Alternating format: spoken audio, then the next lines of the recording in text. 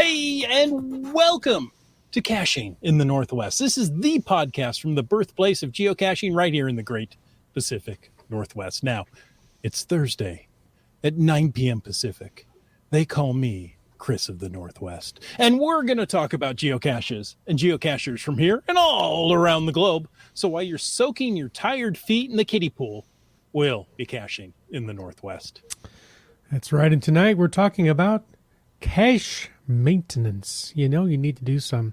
So jump in the chat. Tell us what you need to do. Tell us what you did. Tell us what you should be doing. We want to hear all about it. You got to keep those bills crisp. And That's we're right. going to talk about that. Wait. That's different. That's different. Sorry. Okay. All right. They call him Chris of the Northwest. I can't say what they call me in polite conversation, but I call myself Wit's End. And it's time to bring in our maintenance marmoset. Some say he considers ice cream trucks as emergency vehicles.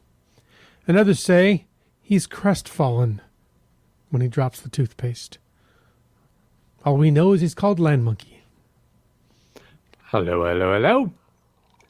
Good to see you guys. How you doing? I think we're okay. I'm speaking for all of us or the royal we. I can't figure out what that means. Chris is okay. How you doing, Jim? Chomping ice cubes? Okay. All right. That'll keep you nice and cool. All right. Or at least, your mouth. Something. Brain freeze or something like that. Nothing better than a brain freeze to start a podcast. Good to be here. It is Thursday evening, 9 p.m. As Chris said, I double-checked my watch. He's right. Of course, if you're not in our time zone, then it isn't 9 p.m. So, whatever time it is for you. And hey, if you're listening to this recorded in some other time zone or even in our own time zone, but you're listening at a different time, great to have you here. Thank you for joining us, even if you aren't live. But a special thanks to everybody who makes the effort to join us live every night. You guys are awesome. Chris, yes. How can they be listening to us if they're not alive? Well, good point. I understand where you're going with that. All right. Well, hey, you know what? Before we jump into anything else, let me throw out a couple of our quick reminders. First of all, a quick reminder that we appreciate the support of our patrons who help to keep this podcast coming each and every week. Thanks to Land Sharks, LANDSHARKZ, one of our corporate Denali level sponsors. If you're planning to visit Vancouver Island this summer, don't forget to plan a visit to the Shark Store at 525 Head Street, Esquimalt, just moments from downtown Victoria, across the fancy new white bridge that used to be the blue bridge. You can browse all the products in the store, meet the awesome team, and find GC5Z4N2 geocaching news. Read all about it with over 400 favorite points. Check it all out at landsharks.ca. And our other corporate Denali level sponsor, Gold Country Geotourism. Visit exploregoldcountry.com. Learn more about the Geotour of the region. Don't forget to download the app and do the Canadian football grab on your screen like Chris was doing. Hey, we really appreciate the support from all of our corporate Denali level supporters, and also all of you who support us using Patreon. Folks, if you want to know more about supporting this podcast, well, head on over and click that Patreon link on the cachingnw.com a website. Yes. Thank you so much. Thank you, all you patrons. We really appreciate you. We'll mention each and every one of you at the bottom of the show. But until then, it's time for the glow. Now, some have asked, what is the glow? I think I heard them in the live chat. They were asking. Why don't you answer? Tell them. The glow is the geocaching log of the week. Now, whether you read it or whether you wrote it, we want to hear about it because great logs simply make geocaching better. You can send an email or a recording right there on that fancy cell phone you have to feedback@cachingnw.com. You can always call into 253-693-TFTC and show us just how you glow. And folks, you need to call into 253-693-TFTC because Google said they were going to take that away from me this week because nobody was using it. Oh, no. So I called in and I used it. That'll learn them. That's right. Yeah, everybody call in. Leave lots of messages. tell us about your summer geocaching adventures. Hey, phone in and tell us how you're doing on the souvenir stuff. Yes. Keep finding geocaches and earn souvenirs. The streak. Oh, yes. They call it the streak. Yeah. Remember Boogity. the ride always exits at the gift shop. Oh, that's a different kind of souvenir. All right. Well, hey, Glow this week came from Stark Cacher via email. And we don't get a lot of glows that are DNFs. We've had a few, but this is a DNF. And it's still a glow because the log doesn't necessarily limited to found it logs. This one says, Stark Cacher says, I got a very short DNF log from a newer cacher who only had 6 finds at the time on one of my easy caches. He said, the cache is a magnetic key holder on a guardrail at a corner of 2 streets. Now, those streets are Babst and Hilton in a quiet neighborhood. So the cache is called Serving Babst Blue Ribbon at the Hilton. Play on the street names there, yeah. Mm-hmm. So the cacher came right to the point and included a picture of what they found on the ground behind the guardrail. Cacher's name is Wild Fox 335.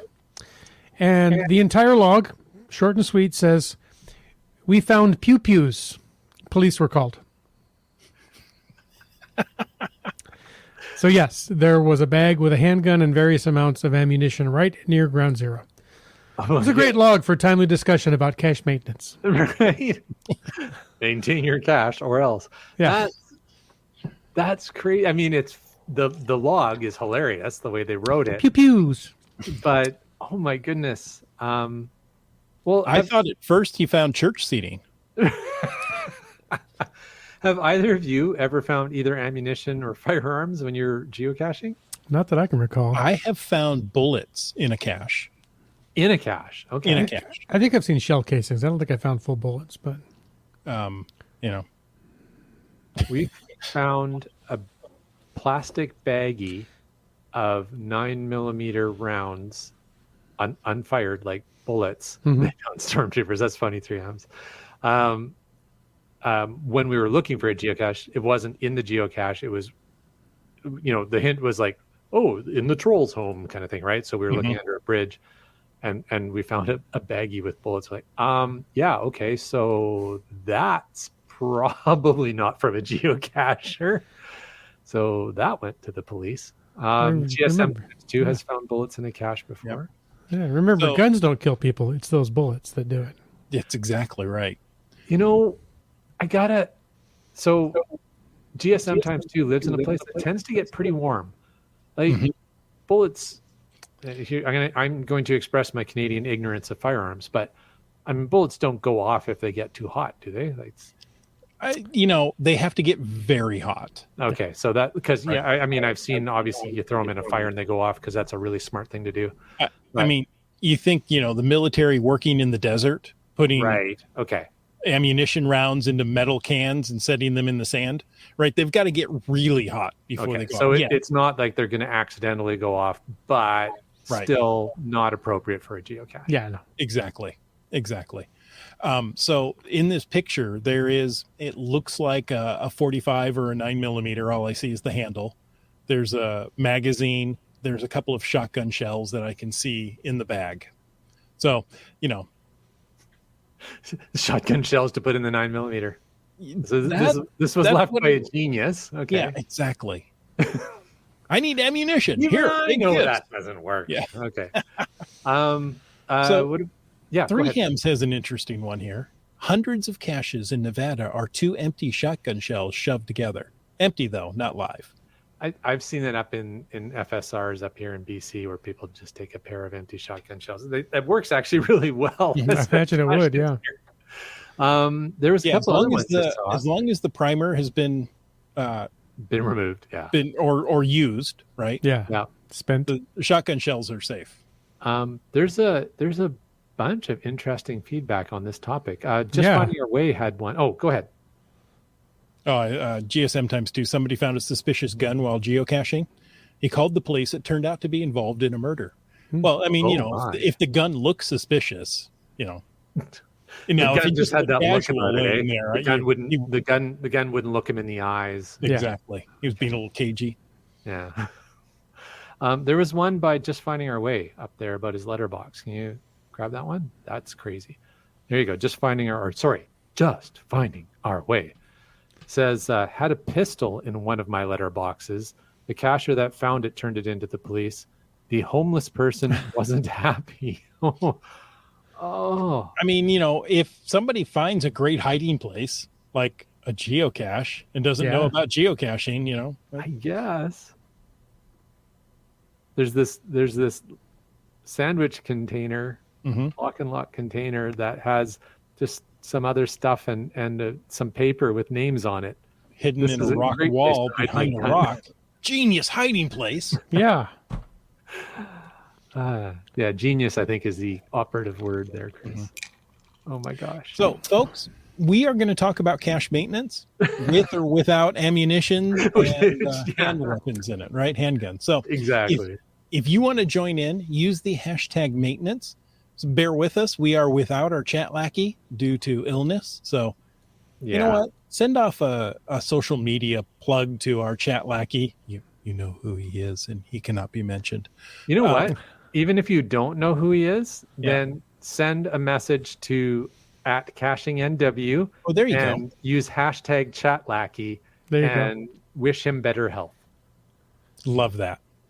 Or you could call 253-693-TFTC and Chris will forward the voicemail. And I certainly will. Next episode.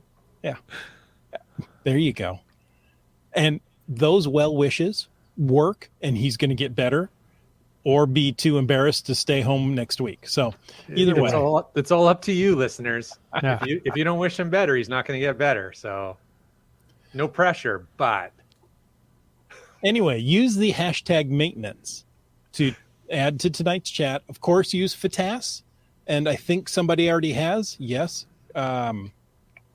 Wet Coaster already has used FTAS. Thank you, Wet Coaster, feeding right into everything we're going to be talking about tonight.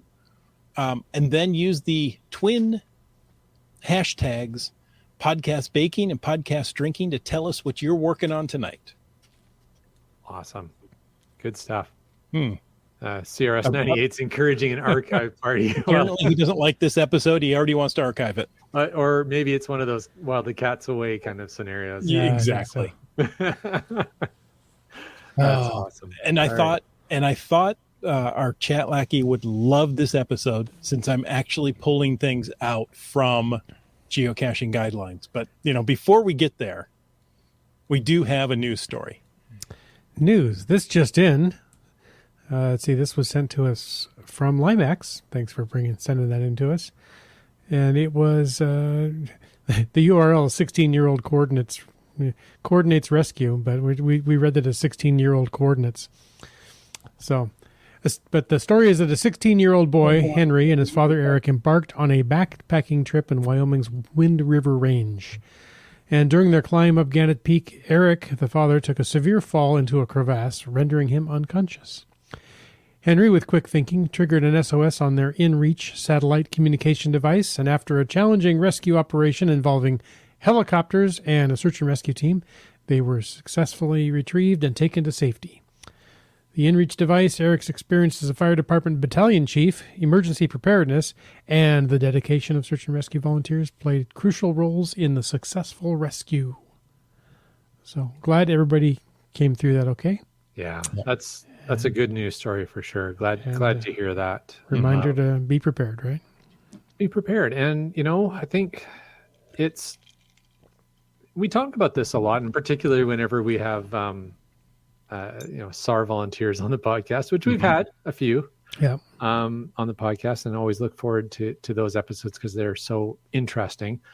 But, you know, everybody always mentions those communication devices, and I don't know. We've got one. I take it on any road trip or any hike. I've never had to use it for an emergency, but I have used it at least once in a situation where we were delayed, just to let people know we were alive. And boy, you know, I can't say enough about how important having an appropriate communication device for your adventure is. It's Well, I want to thank you, Land Monkey. That was very good. I want to bring out the point that Eric, the father, was not out alone. Right? There were two. Yeah, so good point. That's good. But he fell and got hurt and needed help beyond what the son or, any hiking partner could have provided. So having that extra level of communication is critical. So For sure. And we got GSM times 2 saying he keeps his inReach in the car at all times unless he's hiking with it. So great. Thank you. I was going to say in the car is good, but that doesn't help unless you're hiking with it. I like that. Okay. Well, that makes total sense because then, he's got it for both situations. If he's out driving somewhere and he's on a road trip or whatever and something happens, car breaks down, you never know, right? Like GPS guides you to the wrong place. I mean, we've heard those stories, right? About people who end up in a river, crazy ass places because they're following their GPS. Well, maybe the GPS says turn here, so I did. There was a little water. Yeah, it's a river. Yeah, I am. To be clear, I am not accusing GSM times 2 of blindly following a GPS into a dangerous location, but I am saying it is excellent that he is always prepared. Maybe somebody's following directions from someone on a riding lawnmower. Exactly, and we know a certain monkey who parks in a lake. It's happened. It has happened. But that wasn't blindly following a GPS. That was, hey, I can park in this lake. Yeah, I do like that, we mentioned that the chat like he's not doing well, so 3 Hams did contribute that the chat like he clearly needs maintenance. Let's mark his status as inactive. That was well said. Yeah. And on theme for tonight. That's right. Ooh. And, maybe send a reviewer to his house, a medical reviewer. There you go.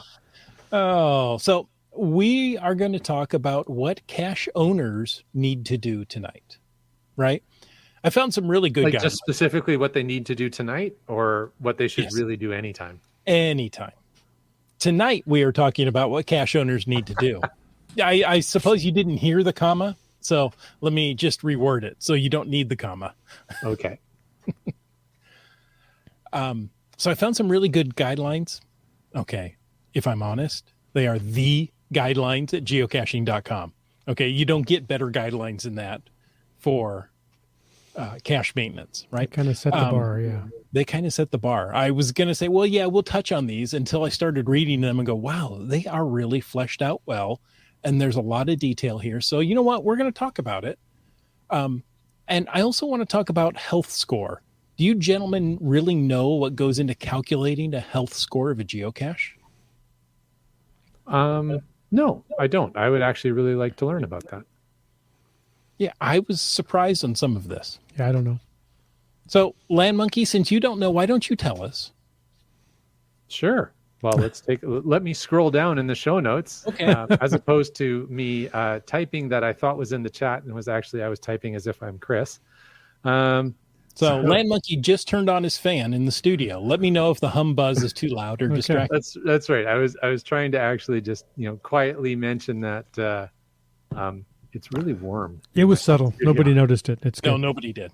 Yeah. Okay, good. Until I brought it up. Well, it's okay. So rabbit trail. It's actually quite loud.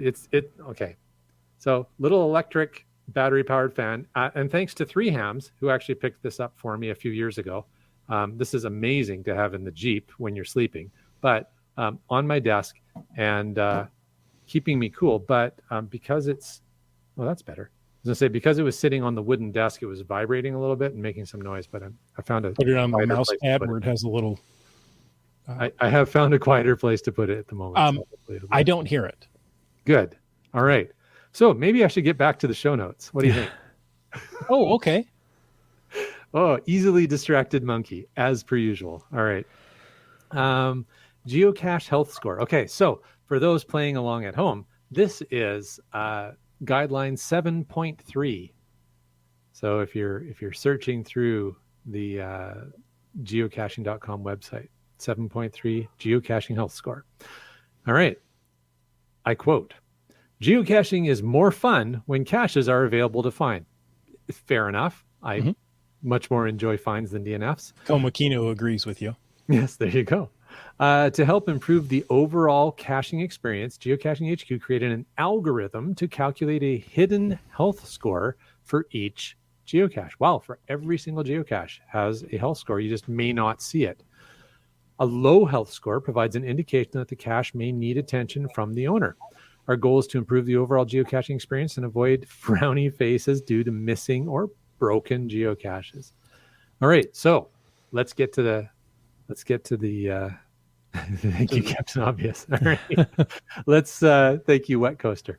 Let's get to the meat here. So the algorithm is based on a combination of logs and circumstances. So by logs, I think they mean like DNFs and needs maintenance logs. Mm-hmm. Well, why don't you read what those logs could be? Right. Let's get to that. So it could be a DNF, did not find. It could be an owner attention requested, which is a needs maintenance. The new name for needs maintenance is owner attention requested. It could be a viewer attention requested, which is the new name for needs archive. Dang it. We can't hit needs archive anymore, but we can hit viewer attention requested. You know what? So again, side note, rabbit trail here. I do like the fact that they've actually renamed those two types of logs. I think that makes more sense. And I think it's less, let's say, dramatic, where it was needs maintenance as in, hey, cache owner, you need to do something here. Fair enough. Hey, numbskull, I can't find this thing. Come fix it. Owner attention required really effectively is the same thing as needs maintenance, but it's a little more clear as to what it's saying. That's great. But as opposed to needs archived, which is so dramatic and so impactful to a cache owner, like, hey, cache owner, screw you, get rid of your cache. Instead, it's reviewer, can you please take a look at this? Because I'm not entirely convinced that the cache owner is looking at this. I like the softer, gentler machine gun here. Yeah. GSM Times 2 loves the new names. Yeah. There you go. Awesome. So those are the three log types that contribute to the lower health score. Additionally, if a cache has not been found in a long time, now that's interesting to me. Like, I am now curious if that means lonely caches versus caches with a string of DNFs. But because a cache can be lonely because it's in a really obscure location. Or only available, during certain months of the year due to weather restrictions. Yeah. So I'm guessing HQ took that into consideration. They're usually pretty smart there. So don't tell Chris I said that, though. Chris Ronan, Rock Chalk. I know. Okay. I figured. Because I'm right here. I heard you. Hey, listeners, don't tell the host and owner of this podcast that I said something. Okay. Just type it in the chat. That's right. Hey. Sorry, I took a mental break. What are we talking about? Hey, that's my job. I'm gonna tell the shop steward. Then the last criteria is the difficulty and terrain rating also feeds in. Oh, okay, that's interesting. So if it's got a higher difficulty and terrain rating and it hasn't been found in a long time, those it's probably not a surprise then. Into the consideration of the health score. That's cool. I would think that would be the inverse, right? The higher the difficulty and terrain, the more time it can go without being found. Right. And I think the lower difficult and terrain rating would trigger less time. Yeah. That, hey, maybe you need to go check on this. Yeah, that's pretty cool. Okay, Yeah. I'm learning so much. Now, I'm only guessing. I have no inside knowledge. But here's something from Komakino. We'll take a little break here. He says, yesterday I checked on one of my caches that regularly goes missing. And sure enough, it was missing. I decided just to move the cache to a new location. So great cache maintenance. Thank you, Komakino. Good to know. And Dora Moore just posted something that is relevant to the health score conversation here. She says, difficult puzzles get found a lot less than traditionals. So good point. And I would imagine that's also related to how they use the DT rating to contribute to the health score. Yeah. Well, let me tell you, puzzles get found a lot less than traditionals. within a month, I put out a puzzle and a traditional many years ago, and the traditional would get 10 finds to the one puzzle. Yeah. You know what? I think honestly, that's the same for almost every cache type. Traditionals just simply get found more often. I would say the same with earth caches get found a lot less than most other cache types. Because there's a little more involved with it, right? Like it's harder. GSM times 2, who apparently is our research department this evening, says on a computer, cache should be archived is still an option. Oh, interesting. Thank you, GSM times 2. Hey, Jim, do you want to pick up this particular topic? The support for cache owners here? Yeah. Let's see. It says if the health score of a cache drops below a certain point, it's probably classified what that point is. I'm going to say 7.5. An automatic email is sent to the cache owner, and these emails alert owners that they, might need to go check on the cache. There are a few options. If you're a cache owner and you get an email, you can do maintenance. We should do a podcast about cache maintenance. Oh, we are. And of course, that means go visit the cache, check up on it, see if it needs any repairs. And you can post an owner maintenance log so the community knows that, hey, been there, fixed it, it's available to find. You could also adjust the difficulty terrain rating if you find that, I thought this was kind of easy, but people are reporting they're really having trouble finding it, or vice versa.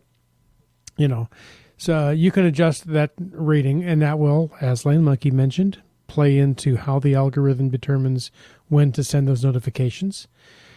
You can also disable it. Now, that's not a permanent thing. Maybe you're out of town when you get that notification and you think, there's no way I can get to this for another 10 days. You can disable the cache, and in the log, you can include the date and say, hey, I'm going to be back on the 31st, and I will check on it then. And then people that look at it go, oh, well, I'm not going to look at it right now, but I could look at it later. Look for the cache later. After you've maintained it, fixed it, done whatever it needed, wrung out the soggy log sheet and put a new clean piece of paper in there, you can enable it and post the owner maintenance log that we mentioned. And ultimately, if you decide, and as I've done this, it's time for this cache to retire. Sometimes it's just, I'm not going to be around to maintain it. One of my caches, the location physically doesn't exist anymore because they paved paradise and put up a parking lot. You can permanently retire your cache by archiving the cache page, and you should go out and retrieve all the physical stages, assuming that they didn't get run through a wood chipper. Like I'm pretty sure mine did. And, so you basically, clean up after yourself. Don't leave old cache stuff out there if you're going to archive the listing. And if it's still a good location, maybe somebody else will come along and hide a cache in that spot. Right. And maybe they have a different technique and it will, stay there longer. Yeah. So don't hoard the spot thinking, I'm just going to keep replacing it because I really like this location. If it doesn't work, maybe it's time to see if somebody else can do different. That's a really good point, because I think it's really hard to let a spot go. Right? Yeah. You'll have let's be honest, you'll have often a bit of an emotional attachment to it. So I think it's really big. Mean. Sorry? I don't know what you mean. I just love the spot. Yeah, absolutely. But yeah, great points, Jim. Absolutely. And I think it leads into what I see some topics coming up in the there's some great chat here as well. Here. You guys are just all over this tonight. You guys are awesome. CRS 98 says there's a cache not far from here that has been missing for several years, but nobody looks for it, so there aren't DNFs. It's just off the beaten trail enough that it just gets lonelier. Sad little cache. I've got a cache near my house that is incredibly difficult to find. Right? I've told you about this one, where stairs go to die. And I looked for it. I can't tell you how many times before I, finally found it. And I have it on my watch list, and there's a lot of DNFs for it. right? And the owner says, it's there, it's there, it's there, it's there. And, you get the people saying, well, he didn't even go out and check. So how does he know it's there? It's there. Finally, he's like, okay, I'm done. Archive it. Yeah. It's just people are some cachers are, I can't find it, so it can't be there. Mm-hmm. Well, you know what? It's difficult.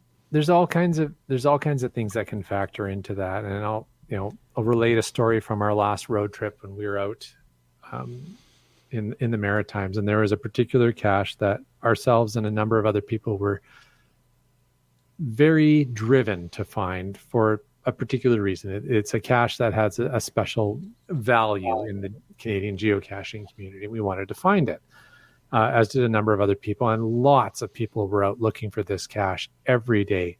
And the cache owner was verbally quoted at an event as saying, "Oh, I checked on it; it's there." And everybody's like, "Wow, okay, can you confirm?" And it's a multi. So many people were like, okay, can you validate my coordinates? And they were, everybody had the right coordinates.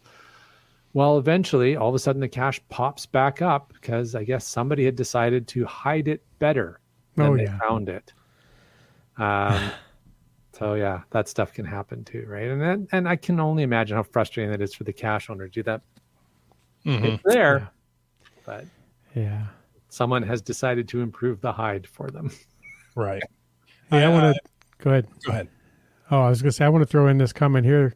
GSN times 2 says it's important to note that the email for a low health score, it's auto-generated. It's some bot. So don't get angry with your local reviewer. They didn't say, oh, I'm just going to go pick on Land Monkey today and send him a nasty note about his cache needs maintenance. And that's a really, really good point, Jim. Thanks for pulling that one out. And I'll tell folks one key way that the difference between the auto-generated message. First of all, I believe the auto-generated message will even mention the health score. So there'll be some sort of indication there. The other thing is when the message comes from your reviewer, the message will be from your reviewer. So then you'll know that's the message. So if you want to get after your reviewer, wait till you get an actual message from your reviewer. And when that happens, they will usually say, and here's a little inside secret I've learned from some reviewers. The message will say, can you please do something about this within the next 30 days? Yeah. What you need to do is reply to that message, post a owner maintenance or whatever, and say, I am now aware I need to do something about this. I will look at this at this date. Like, give yourself some time. Like, you don't have to lose your mind at the reviewer. That's exactly what the next paragraph in the show notes is. It says, if the score of the cache doesn't change after that auto-generated email, then a community volunteer might need to follow up. And answer the reviewer with a right note on the cache page and let them know, hey, hey, I've been really busy at work. Hey, I'm out of town. Something. Oh, that's good. Thanks, Jim. Let them know what you're going to do. Dormore wants to know, is there a way to see our own cache's health scores? And I don't believe there is. I believe that's all behind the scenes. Now, if you ignore it long enough, you will get an auto-generated email. I want to look this up because there is the cache owner's dashboard. Mm-hmm. Cache owner dashboard. So first of all, go to geocaching.com, click on your name. You'll get the panel down on the left-hand side. And under geocaches, there'll be an item called Cache Owner Dashboard. If you pull that up, you will actually see if there are any caches that need owner maintenance or have been temporarily disabled. And they're large red blocks at the top of your screen. They're really hard to miss. They're really hard to miss. And as for seeing your score, that's a great question. I don't think you can. Dormore says she's looking at her dashboard and can't find a health score. I don't. Yeah. The description we read earlier about the health score, it's calculate a hidden health score for each geocache. This is according to the geocaching guidelines. So I don't think you can. No. If you can't find a health score, post a DNF that you couldn't find the health score. Send need it to to- Rock Chalk. Don't do that. Yes, send it on. Yes. UDAC do is that a very, very nice statement. This is reviewers say please. Auto-generated emails don't. There you go. Nice one, UDAC. Well played. All right. We may not get past this part tonight, even though I've got more in the show notes. You guys are on it, and what you say is accurate, and I think it needs to be said. So Wet Coaster says, my cache near my home gets a lot of DNFs. It's there. It's there. Trust me, it's there. It's there. Fair enough. And that's tough though, right? Like, and so hopefully the difficulty, and I'm not sure which cache that is specifically, but hopefully the difficulty in that cache reflects that it's a bit of a harder find, right? And so, fair enough. I think that's one of the things that new cachers don't always take into consideration is the difficulty score when they go looking for a cache. It's something I've been trying to help communicate to newer cachers so they understand that that's part of the criteria you should take into consideration. What do you have from GSM times 2 here?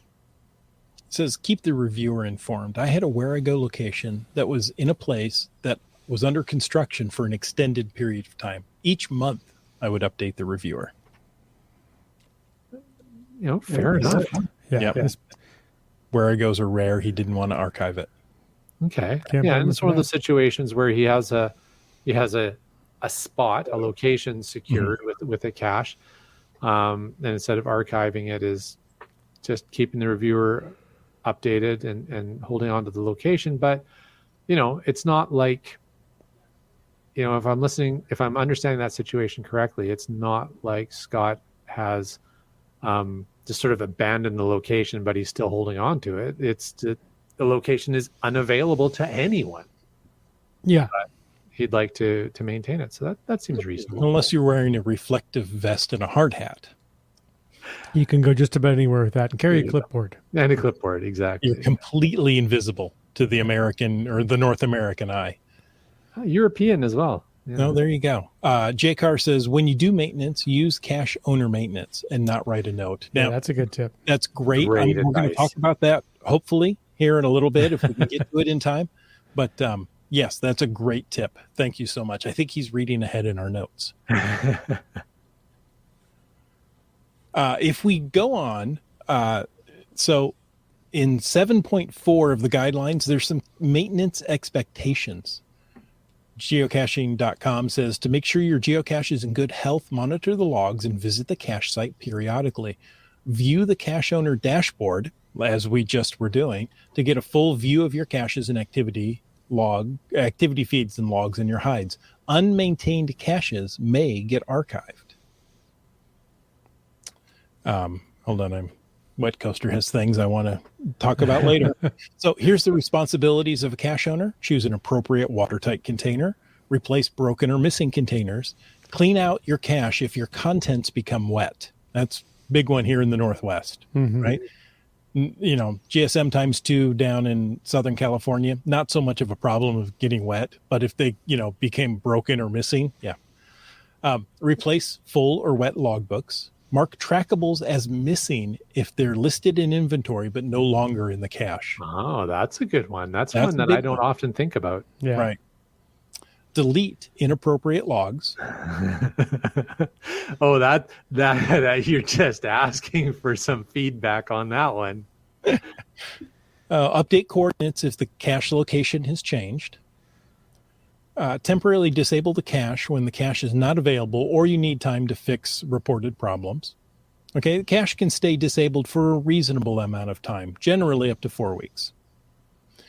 So after you maintain your cache, here we go, JCar. Be sure to remove the owner attention requested icon. If you no longer want to maintain your cache, retrieve the container and archive it. Now, the next one tells you, I don't know if people know how to remove this owner attention requested icon. It's certainly not something that people de facto know when they start playing the game or after their first hide. So I think this definitely bears repeating. It is item 7.5 from the guidelines. UTAC has seen some very inappropriate logs. Yeah, it happens, right? So good for you for dealing with it. Yeah. And also, it took me a while to figure out I needed to post an owner maintenance. To my point, right? Yeah, I've done absolutely. So there you go. So how do you remove owner attention requested icon, the red wrench icon off of your geocache? How does that happen? Well, the community will report that your geocache needs maintenance if there's minor problems with your cache. When this happens, you'll see that red wrench, the owner attention requested icon attribute, gets applied to your cache. Now that's interesting. It's an attribute that is becomes automatically applied to your cache. If you want to remove that, here's what you do. You temporarily disable your cache if the maintenance will take some time. You go and maintain your cache. Then you select log geocache on the cache page, select owner maintenance as the log type, and then post that log, that owner maintenance log. Once you do that, that clears the red wrench attribute from your cache. Now, if you have also already, as we just were discussing, or as I was just going through the list, if you did disable your cache, that type of log does not re-enable your cache. It clears the red wrench, the owner maintenance needed or owner attention requested. If you have disabled your cache, you now need to go and re-enable it with a enable cache log as well. Right. Exactly. Just that we've got a lot of comments on this. Just finding our way says if you don't use an owner maintenance log type, they'll suggest you go around and check on it again. Yeah. Sorry, I'm laughing at Wet Coaster's post about inappropriate logs. It says, but if you remove inappropriate logs, how can I send them in for Wit's End to read? Hashtag soapy boy. Yeah. There you go. I don't even remember what episode that was. That was years ago, Soapy Boy. But man, that still comes to mind. Burned in there. It was something, yeah. And Wit's End, ever the professional, just read on. Just Carlos says, I have 3 caches that need maintenance. And that one has reportedly gone missing. That's 30% of my hides. Oh. So that tells me, Carlo, just put out more. Then the ratio goes down. Exactly. What are the odds that they're all going to go missing? So again, guys, you're doing so well in the chat. We're not going to get through all of our notes tonight. So we may have a cache maintenance 2 coming up in the near future.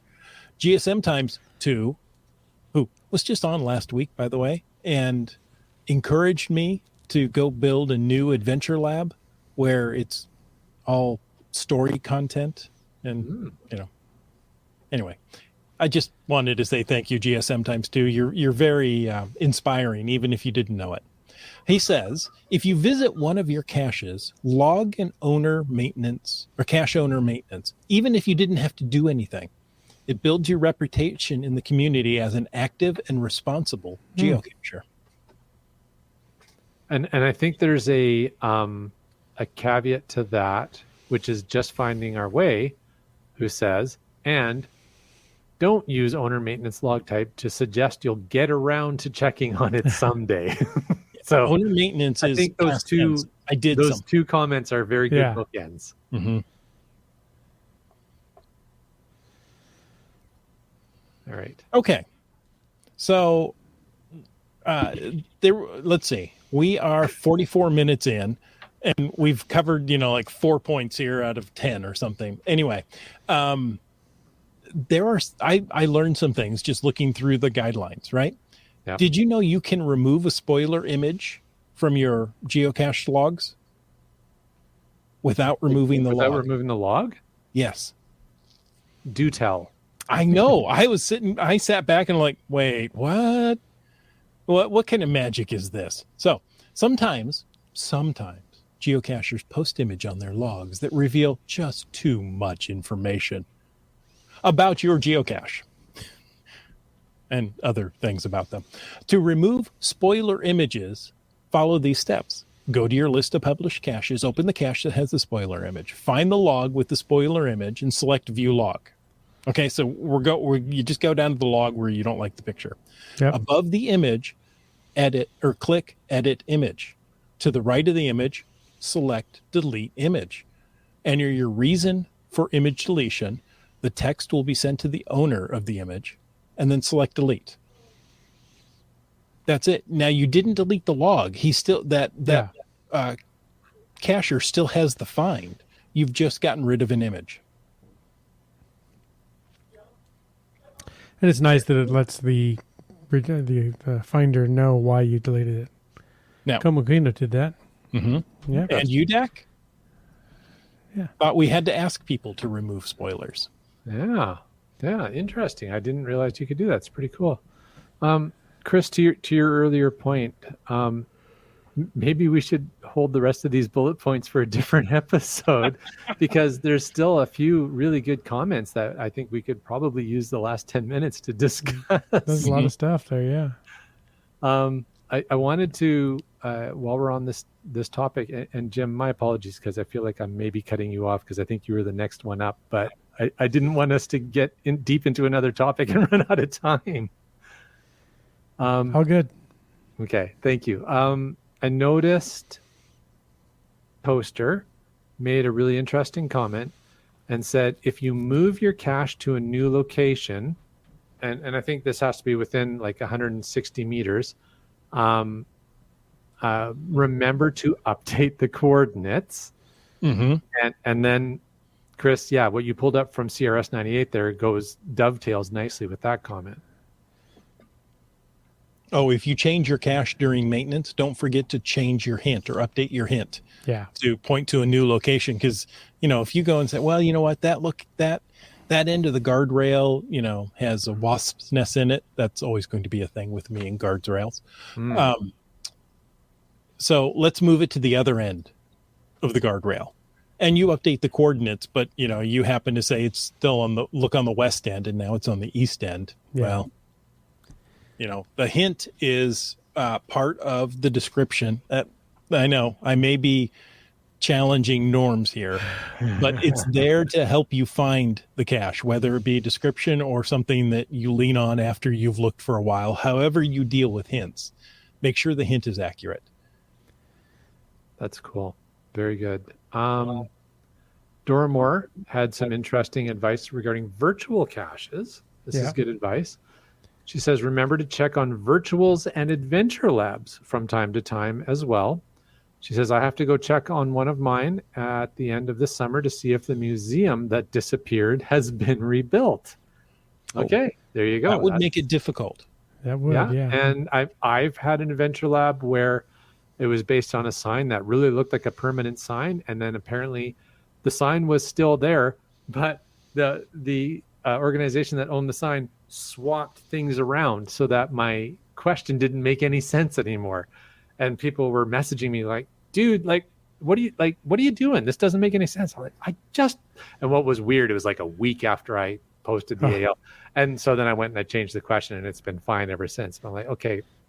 And what it was like a list of sponsors. And I guess maybe some sponsor all of a sudden paid a bunch more money. So they moved them up in the list, right?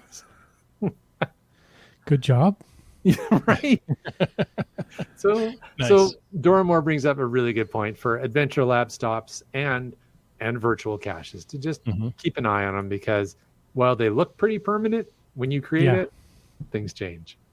Well, and last week, as GSM times 2 was talking, he says, oh, now you're getting emails about the reviews of your adventure labs.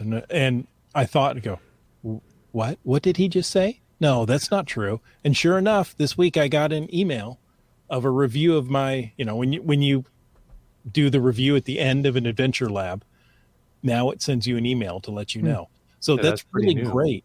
That's if, something like that happens. Somebody says, well, I figured this one out, but, locations 2 and 3 were swapped. Like now you could see that and go, oh, I better get out there and figure out what's going on. Yeah. And I think further to all of that point and what we've been discussing, GS sometimes too, saying maintaining the cache page is a part of cache maintenance. Yep. And that's a great reminder, GS sometimes too. Mm-hmm. You know, not that a few years ago, they stopped photo sharing from certain sites, and all those photos on the cache pages were broken, and that required a lot of work. Bucket. Yes, exactly.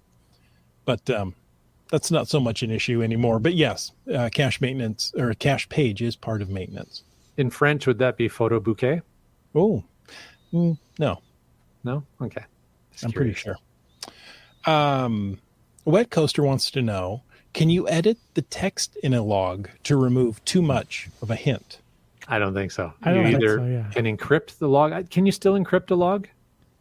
I mean, it only just puts it into ROT 13, but you used to be able to do that. I know as a poster you can. I don't know if a cache owner can go and encrypt a log. You used to be able to do it as a cache owner. I'm not sure if you still can. So you can do that, but you can't delete selective text out of somebody else's log. You can only do that. You can, as the cache owner, you can only just delete the whole log or encrypt it. Mm-hmm. And I mean, encrypting in ROT 13 is kind of useless, to be honest. I mean, you know, it keeps honest people honest. Yeah, I guess. And, you know, you look at it and you go, well, I can't read it right away, but hold on, let me figure this out. Oh, this will take 2 minutes. Yeah. Yeah. So, yes, I mean, but, you know, at least if you're scanning through there and you're looking for a hint, Yeah. you can look at it. It becomes less obvious. For sure. Well, if I really need it, I can look there. What else do we have? The Just Finding Our Way crew says, I enabled my virtual today. The rest area finally opened again after a 10-month renovation. Wow. Well, congratulations on having your virtual active again. Okay, Just Finding Our Way. Did you contact the reviewer every month to let them know still under construction? Still under construction. Maybe. Don't know. GSM times 2 as well. Very active in the chat tonight. Thanks, Scott. He says, yesterday I replaced one container. At that point, I had no maintenance needed or missing geocaches. It felt good. I bet it did. That's like achieving inbox 0. Doesn't last Right? long, but it feels good when it's there. Yeah. Well, and he has a huge number of hides to maintain. I know. Yeah. Yeah. That's impressive cache ownership for sure. Last one I see flagged is from Dora Moore. Hashtag maintenance. She said, I'm sorry. Just Finding Our Way said, yes, I did. Otherwise, that nasty reviewer would send me a reminder. Good job. There you go. Back to Dora Moore. Yeah, Dora Moore had a hashtag maintenance here, and she says, I have a multi that needs a UV light. And she says, I check on it more often than my other caches because the UV ink tends to fade. Great. It does. Great reminder for those who have hidden UV dependent caches, and any cache that has something unique about it. Multis often would be one, but maybe it's like a field puzzle or anything that has some sort of unique aspect to it. It's not just a standard hide. It's probably going to require a little bit more maintenance. So Yeah. Good reminder.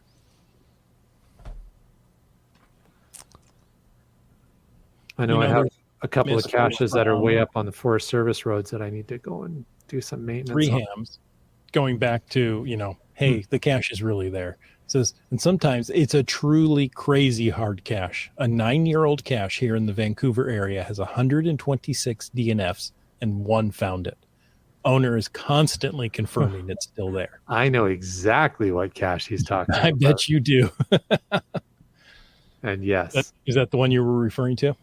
No, it's a different one, but it's a Scruffster up here has a puzzle cache, a mystery cache that is the bane of many people's existence. And it was getting to the point where a lot of people are like, I'm not sure that cache is really actually there. And then just before Geo Woodstock or around Geo Woodstock, some cachers from, I think, Oregon, either Oregon, Southern Washington, somewhere, came up for Geo Woodstock, were enjoying their trip, and found the cache. So it needed somebody with a different perspective to show up and find the cache. And all the locals were like, what? You know, that is something that I want to do a show kind of on geosense, and having somebody from out of the area that doesn't know the type of hides in the area, maybe we'll see something different than our eyes have become accustomed to. Well, it works both ways too, though, right? Like, I mean, I've done enough traveling to know that I show up to a new area and we start looking for the caches, and we're like, oh, we can't find this. And then eventually we find it, and it's like, oh, that's how they hide these here. Yeah. The research department is piped up again and says the cache owner can delete or permanently encrypt one log, but not edit it. Oh, it's someone else's log, I think. Someone else's log. There you go. What we thought. But not edit it. All right. So my suspicions confirmed. Excellent. Thank you, Scott. Permanently encrypt it. That means, no decrypting it ever. Yeah, but it's ROT 13. So yeah. Your mileage may vary. Are we good enough to read ROT 13 now? I'm not. I know what the word magnetic looks like in ROT 13. Yeah, and that's I know true. what the word hanging looks like in ROT 13. So, folks, thank you for tuning in. You've got a bunch of FATAS that we want to get to in a little bit. But until then, I want to say thank you for tuning in to this episode of Caching in the Northwest. absolutely. You guys have been amazing. And, Chris really did a lot more work than he needed to for tonight. So, sorry, guys. Overachiever I am. Yeah. We'll just do a cache maintenance 2 coming up here in a couple of weeks. Looking forward to it. Well, folks, if you, again, thank you everybody for contributing to tonight. And if you're interested, hey, we want to take a moment to thank both Landsharks, LANDSHARKZ.ca, and Gold Country Geotourism, our corporate Denali level sponsors. Landsharks.ca is the outdoor adventure and geocaching store. Check them out online.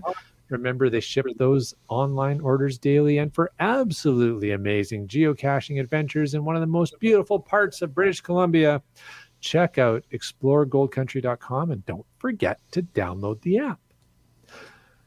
Well, we want to thank all of our faithful Denali level supporters. That's Landsharks, Gold Country Geotourism, Team Squirrel, Groovy Owl, the Cool Cow Cachers, and Cachly, the geocaching app. Folks, if you want to know more about supporting this here show, click the Patreon link on the cachingw.com website. And before we start naming people off, I just want to say I did get the opportunity to meet the Cool Cow Cachers leading up to the last Tri-Cities Geocoin Challenge. We met them on the road, Brylang and Mrs. Monkey and I did. Nice. I like the Cool Cow Cachers they're great people. Yeah. I like how we're getting a lot of C's there, that alliteration in our Denali level. We got Gold Country and then Cool Cow Cachers and Cachly. Anyway, it's not a prerequisite. It's not a prerequisite to be a Denali level supporter, but it helps. All righty then. I'm not going on with that one, but we want to thank people like Gas Station Tuna And Broncos fan for life. And COS 98. And GeoNav Pro. Seebeck Tribe. U-Talks, 2 Rocks. J-Car. Mountain Bike. B Pendragon. Kid Vegas 19. M-Nerf. Spilly Drinkers Like a Wet Coaster. And our very helpful Dora Moore. In the chat, MC3 Cats. Didn't see him lately, but yeah. Antaeus. Ari, 5, 4, 3, 2, 1. Genies. Our favorite kitchen appliance, the LG 9000. One of my favorite sandwiches, the Subway Mark. Okay. How about Kitty Quest? How about Limax? And Trexzer, who's been up this way and just found my cache this week. Nice. Let's see. Korsgat. And Logwork, providing great caching containers. Camp Clan, happy birthday monkey cakes. That's right. Alarobrick, Skyhawker. BC Rock Crawler. Flagman. Wino Seattle. Peach, mostly of Washington. You just never know. Team Noltex. Just finding our way. Kev MacD. Ackerduck. Also very active and helpful in the chat. And apparently, tonight's research team, my brain just blanked on it. What do we call it? Research department. There you go. GSM ×2. How about you, Dak? How about Green Words? RAR 285. Geocaches. Segehove. Boomer 365. And the guy with 30% of his caches disabled, just Carlo. Oh, folks, thank you so much for taking the time to listen to this episode of Caching in the Northwest. Your help supports keep the quality of shows coming. Wow. What are we? 520 episodes. You'd think I'd get to a point where I wouldn't even have to read this. But no, that's not the case. If you like the show, please click on the Patreon link on the cachingnw.com website. And if you didn't like the show, let us know what you want us to talk about. In either case, please subscribe wherever you get your podcast and give us a review. Now, if you were in a restaurant, you would tip. If you were in a live audience, you would clap. But since you're in a podcast, leave us a free, fast, fabulous, fantastic 5-star review. Of course, you can call into 253-693-TFTC and leave us a comment, ask us a question, or drop a new logbook in our caches any time of the day or night. You can email us at feedback@cachingnw.com. Join us every Thursday night at 9 p.m. Pacific for a live show and half of the content by the live chat. That's right. This show's been produced by Chris Umfenauer, Jim Paulwoods, Jay Kennedy, and Brian Lang. It's licensed under Creative Commons Attribution 3.0 license, copyright 2023 by Chris Umfenauer. And folks, I ask you to stay tuned for The After Show. The After Show. The After Show. We got a couple of FATASs. Yeah, we did. Yeah, we did. Early on, Wet Coaster, I don't know if this has always been the case, but at 9:10 p.m., West Coaster said, I don't know if the time has always been on there. But I noticed it last week. Yeah. I just noticed it now that you called it out. That's kind of cool. Been on there all this time and I never noticed. I don't think so. I think that's new. The GHAGAFAP. Gagafap. Jagafap? Gagafap. Jagafap XX. So, I mean, it's not, family friendly, but it's not XXX. Will take place 16 November 2023 in Rockwood Conservation Area in Rockwood, Ontario. Now, it's an event. All those are capital letters, I think it means something. It does. It's the Golden Horseshoe Area Geocachers and Friends annual picnic. So yes, it is an event in Ontario, in the Rockwood area of Ontario. So great reminder, Wet Coaster. Thank you. That's what that means. Yeah, isn't it intuitive? Gagafap, of course, that means Golden Horseshoe Area Geocachers and Friends annual picnic. Now that you say it out loud, yeah. Well, yeah, now it's obvious, right? Yeah. Funny, I read it as something different, but who knows? As one does. Oh, let's see. Just Carlos says, working on edits for a new video from the Maritime Mega V. That's 5.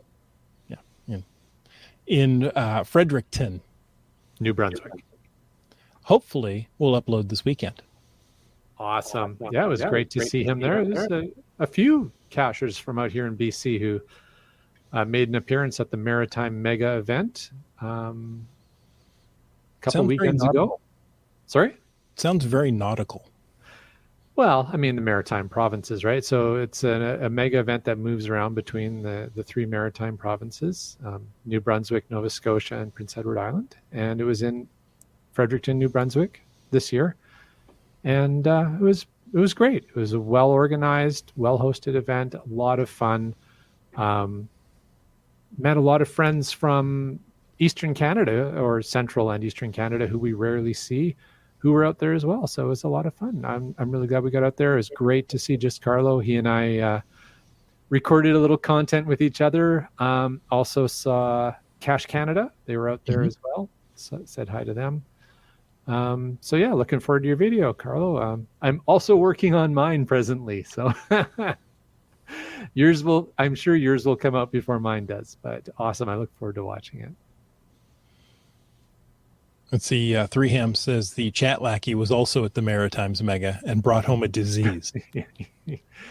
Not from the Mega, but subsequent to the Mega, he unfortunately got ill and is not feeling well. So again, reminder, folks, Cache safely.